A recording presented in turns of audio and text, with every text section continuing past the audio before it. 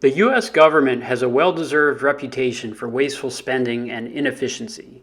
But even by their standards, the story of the Rocky Mountain VA Medical Center is particularly shocking. Planning for a new VA medical center in Colorado began in the 1990s. This facility was set to replace an aging hospital in the area that was at the time over 50 years old. The original plan called for the new medical center to be fully operational by 2013 and cost just over $300 million. The project was a mess from the very beginning, largely due to the extreme mismanagement by the VA. By 2013, the original completion date, the project was years behind schedule and hundreds of millions of dollars over budget. At that point, the VA actually had its management role revoked. Many believed the project would never finish if it remained under the control of the VA. After the Army Corps of Engineers took over, the project was eventually finished, 5 years late and nearly 7 times the original budget. To make matters worse, a number of critical elements of the medical center were value engineered out of the design. The spinal cord injury center's capacity was cut in half. The primary care capacity was scaled back, requiring nearly 10,000 patients to remain at old facilities.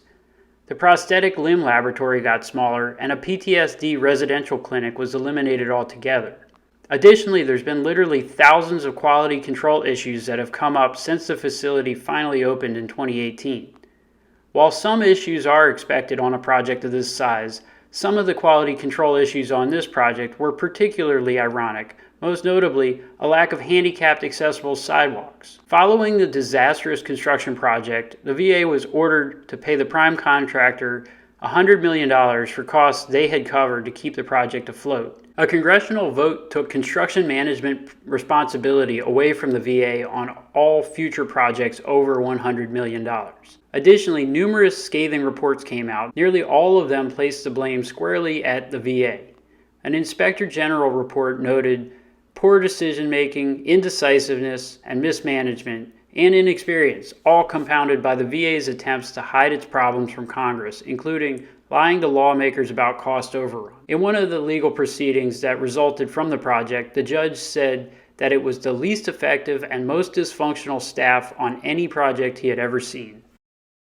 Shortly after the year 2000, the Baltimore City Council was looking for ways to continue the trickle of redevelopment that was slowly spreading through downtown. One of the ways some of the council members wanted to do this was to build a convention center hotel. They hoped that it would attract more and larger events to the convention center. In 2003, they began to review several proposals for a development of a hotel in an area several blocks away from the convention center. In a controversial decision, they voted 9-6 to forego allowing the project to proceed as a private development. Instead, lured by the promise of hundreds of millions of dollars in profit, the council decided that the city of Baltimore was going to get in the hotel business. Construction began on the city-owned hotel in 2006, and by 2008 the project was nearly complete. Before construction was even complete, many Baltimoreans began to take issue with the project. Situated just outside Camden Yards, the cold and unappealing building began to block the beautiful views of downtown that Camden Yards was famous for. Now, instead of a unique view of historical downtown buildings like the Bromo-Seltzer Clock Tower, Orioles fans were forced to look at a taxpayer-funded monstrosity whose architecture would be right at home in Soviet Russia. Things didn't get any better once the building was complete. By 2010, the hotel was on its third unprofitable year in a row, and the appraised value of the building had plummeted. By now, the lofty goals of hundreds of millions of dollars in profit were gone, and the city was hoping they could just get to a point where they could break even. In addition to the operating losses that they were suffering, the city is going to be paying for this hotel until 2039. As was the case with many hotels, 2020 was a particularly bad year, with occupancy rates dropping to near 0%. Although the hotel is open and has rebounded somewhat since the pandemic years, there's an ongoing debate of what the city should do. Should they cut their losses and sell the building? Or should they hold on to it and try to claw their way back to profitability? Something that so far has been much easier said than done. Optima Lake was an Army Corps of Engineers project that was originally considered during the Great Depression. The centerpiece of this project was going to be a large dam which would create a reservoir up to 100 feet deep. Initially included in the Flood Control Act of 1936, construction on the project didn't actually get started until 30 years later in 1966. As construction progressed on the project, it was realized that the flows going into the reservoir had been dramatically overestimated. A historical average of 32 cubic feet per second was used during the planning stages. As water continued to be diverted upstream, the flow by the 1990s was barely measurable at less than 1/3 of a cubic foot per second. The lake itself was never actually filled, and in 1995 the park closed. Further taxpayer dollars were spent in 2009 to tear down 161 structures that at this point in time had become dilapidated, including picnic areas, bathrooms, and utilities. Another controversy came up when there was a plan to replace a guardrail for $1.2 million on a road in the park that only about 10 cars per day would drive on. Even more tax dollars are spent on annual dam inspections, even though the dam is essentially holding back no water. The location that was once predicted to bring in over 500,000 people per year now averages only a few thousand, which isn't terribly surprising because the Army Corps of Engineers' own website comments that there's limited water-based activities at the lake. In 2011, Wayne County began work on a new jail in the Detroit neighborhood of Greektown. Expected to cost about $250 million, the new facility would be equipped to house over 1,000 inmates. By 2013, however, the project was on the rocks. Massive cost overruns and allegations of corruption led to the project being halted.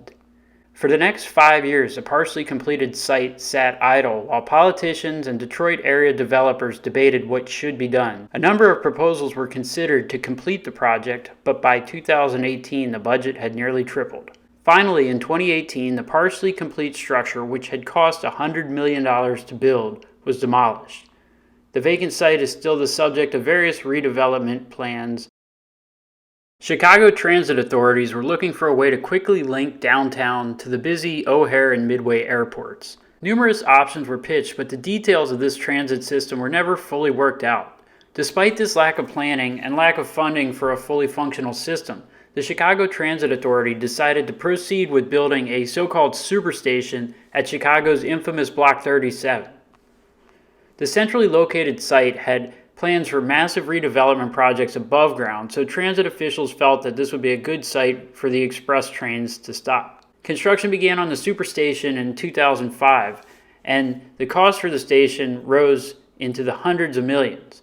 As the station was being built, officials decided that it would be wise to figure out how they would get the so-called express trains to and from the airport. Lacking the billions of dollars that it would take to build dedicated high-speed lines, officials then looked at existing lines used by the Chicago subway. Unfortunately for them, this would completely defeat the purpose of an express line, as trains to the airport would be subject to the same delays, slow-moving regular trains, and other issues of the existing subway. Plans ground to a halt, and the partially complete shell of a station was mothballed. Despite Chicago residents still paying the bill today, little has changed in the last decade. Several ideas to repurpose the station have come along, but none have really gained much traction.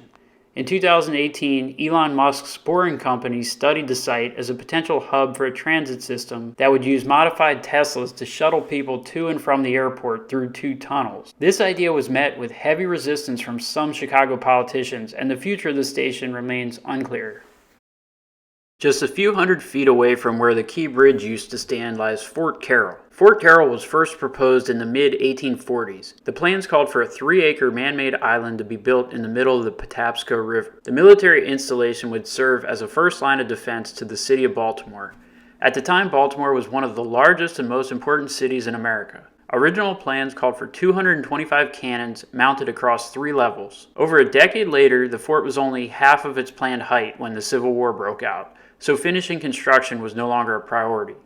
The partially built structure was utilized during the war, although it was armed with fewer than 20% of the cannons that had been originally proposed. The fort was utilized during the Spanish-American War too, but again, it was undergunned and obsolete. New weaponry was ordered for the fort, but it arrived after the war ended. By the time World War I started, Fort Carroll was no longer seen as necessary. The Army deemed the island excess property in 1923.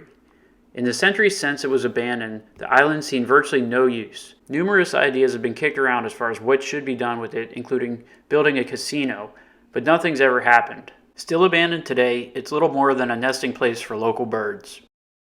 The city of New York was looking to modernize its bus system in a big way when they announced a new state-of-the-art command center that would be located in Brooklyn. The facility would be a central location for dispatchers, planners, and managers all to work out of, hopefully improving effectiveness and efficiency of the bus system. Unfortunately, things didn't quite pan out like that. The original opening date of 2017 had to be pushed back by several years due to construction problems.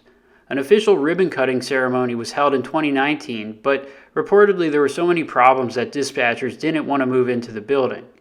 Shortly after the ribbon-cutting ceremony, many of those who did move into the building moved back out of the building. So while this one isn't the most expensive failure on this list with a price tag of just under $100 million, it is fairly unsuccessful. It opened late, it opened over budget, and once it finally opened, nobody wanted to use it. The decision to build a jail in Multnomah County was contentious from the very beginning. Throughout the design process, there were nearly 100 public meetings to determine the location, design, and services that would be provided at the facility. In 2004, the $58 million facility was finally finished after going through numerous design changes.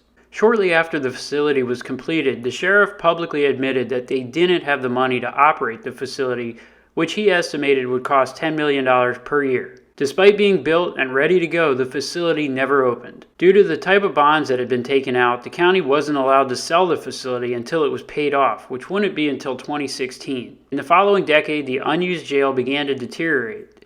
When it finally was paid off, the county began to explore its options regarding what they could do with the facility. In 2018, it was sold for $5 million to a charitable organization who had hopes of turning it into a homeless shelter. This story does have a silver lining because in 2020 it finally opened as a homeless shelter and currently houses around 100 people. While most people are happy to finally see the building used, some have raised questions about the facility's long-term viability due to its high operating costs. In the late 1990s, the city of New London, Connecticut, and the drug manufacturer Pfizer collaborated to develop a 90-acre project that would revitalize the city's waterfront. In addition to the Pfizer research buildings, development plans would also call for high-end hotels, parks, and other projects. The project hit a snag, though, when some of the land that Pfizer deemed necessary for them had occupied homes on them. The city agreed to clear these neighborhoods out as part of a deal that they had made with Pfizer. This led to a highly contentious development process with one particular court case involving 7 homeowners making it all the way to the Supreme Court. In a close 5-4 ruling, it was determined that eminent domain could be used by governments for private development. This ruling led to the remaining residents being kicked out of their houses and having their homes demolished. Pfizer's research facility was built, but the rest of the project stalled. The Pfizer facility was built on the site of a former steel mill, but much of the land that was cleared using eminent domain sat vacant for years. Some of the displaced residents felt that this lack of progress was adding insult to the injury of already being forced to relocate. Dozens of acres of this land is still vacant today. Pfizer didn't turn out to be a long-term resident of New London either. After only 8 years at their new research and development world headquarters, they chose to leave. Coincidentally, this was shortly before many of their 10-year tax incentives that they had negotiated ran out.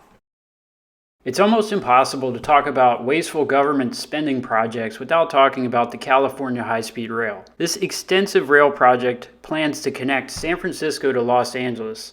Although it's referred to as a high-speed rail, it's in reality a blended system, with rural segments operating with max speeds of around 220 miles an hour, while other sections will have a lower top speed of a little over 100 miles an hour.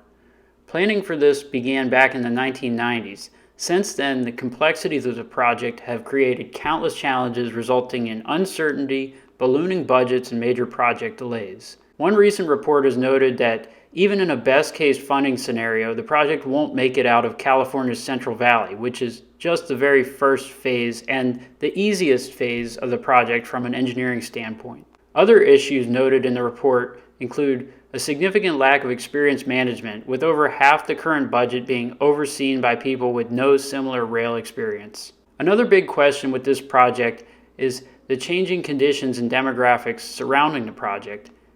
As Los Angeles and San Francisco have seen their populations and desirability decline over the past 5 years, it's unclear if a LA to San Francisco transit link will see the same kind of demand 20 years from now that was expected 20 years ago.